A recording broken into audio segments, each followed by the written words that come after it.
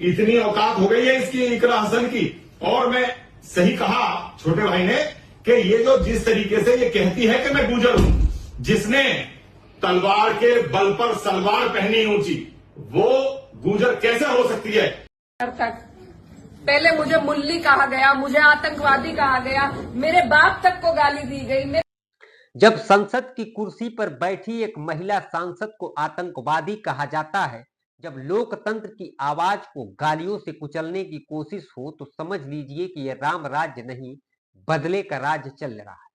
नमस्कार, स्वागत है आपका द पब्लिक एक्सप्रेस के डिजिटल प्लेटफॉर्म पर। मैं हूं जितेंद्र यादव। ये कहानी है कैराना की सांसद इकरा हसन की, वो महिला जिसने संसद में अपने लोगों की आवाज उठाई, लेकिन अपने ही प्रदेश में उसे अपमान, नफरत और धमकियों का सामना करना पड़ा। एक वीडियो वायरल है जिसमें इकरा हसन कहती हैं, मुझे आतंकवादी कहा गया, मेरे बाप को गालियां दी गई, मेरे परिवार का अपमान हुआ, लेकिन मैं डरने वाली नहीं हूं। उनकी आंखों में डर था, लेकिन आवाज में आग थी, क्योंकि वो जानती थी जब एक महिला सत्ताधारी व्यवस्था से सवाल पूछती है तो जवाब नहीं, गालियां ही मिलती है। और ये सब हुआ योगी आदित्यनाथ के उत्तर प्रदेश में, जहां पोस्टरों पर लिखा है बेटी बचाओ बेटी पढ़ाओ, लेकिन असल में है ये बेटी बोलो तो गाली खाओ।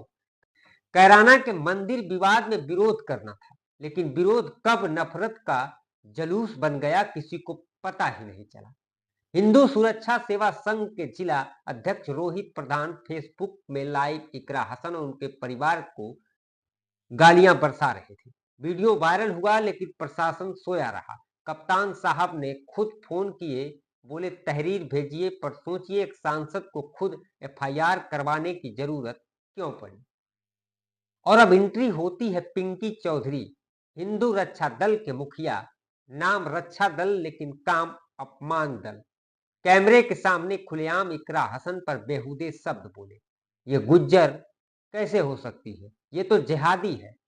भाई, अगर यही धर्म की रक्षा है तो नफरत को राष्ट्र धर्म बना देना चाहिए। अब सवाल यह है कि जब गालियां दी जा रही थी तब महिला आयोग कहां था? जब सांसद को आतंकवादी कहा गया तब मुख्यमंत्री योगी आदित्यनाथ की जुबान सिल क्यों गई? क्या नारी सम्मान सिर्फ भाजपा की बैनरबाजी तक सीमित है?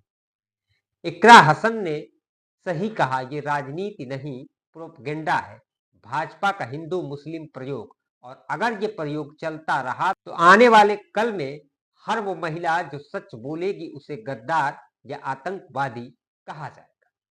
सवाल सिर्फ इकरा हसन का नहीं, सवाल उस सिस्टम का है जो सत्ताधारी नफरत पर खामोश और विरोधी सच्चाई पर गुस्से में है। जब समाज में महिला की गरिमा गालियों में बदल दी जाए तो समझ लीजिए सभ्यता नहीं, सड़ी सोच की मिसाल है। तो अब फैसला आपको करना है कि क्या ये महिला का अपमान है या योगी राज का असली चेहरा। कमेंट में अपनी राय लिख करके जरूर बताइए, क्योंकि अब मुद्दा धर्म का नहीं, इंसानियत का है। नमस्कार।